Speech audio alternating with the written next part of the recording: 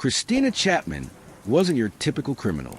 On the surface, she looked like an ordinary Arizona woman. But behind closed doors, she was running a secret operation so bizarre and dangerous, it reached all the way to the North Korean regime itself. You're watching Whispers of Crime, Motive and Murder.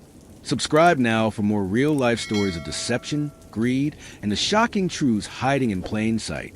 Between 2020 and 2023, Chapman quietly transformed her home into something federal investigators had never quite seen before, a laptop farm.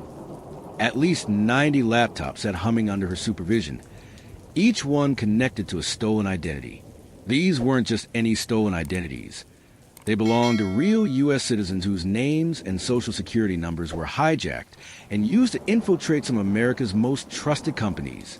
Unbeknownst to the firms, the remote workers they had hired weren't American at all. They were North Korean operatives, hiding in plain sight behind fake resumes and virtual work profiles. And the scheme was lucrative, not just for Chapman, but for the foreign regime pulling the strings. The Justice Department says this laptop farm helped generate over $17 million for North Korea, funding a government notorious for cybercrime, nuclear weapons programs, and global espionage. Chapman's role was simple, yet devastatingly effective. Companies, from a major car manufacturer to a Silicon Valley tech giant to an aerospace firm, unknowingly mailed work laptops straight to her address. Chapman kept them safe, powered, and connected, while North Korean agents logged in remotely from halfway across the world. To employers, everything looked normal. But in reality, the calls, or rather the code, was coming from inside her house. By the time federal agents caught up to her, Chapman had personally earned over $284,000 from the scheme and funneled millions more overseas. She pleaded guilty to wire fraud, identity theft, and money laundering. The sentence?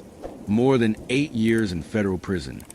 One of the harshest penalties ever given to a U.S. citizen for helping North Korea. But here's the chilling part. Chapman was not the only one. Investigators have since traced similar laptop farms to operators in China, the United Arab Emirates, and other parts of the United States. And if some of the biggest Fortune 500 companies could be fooled, who's to say it isn't happening inside your company right now? Because if you think cybercrime is something that happens far away, think again.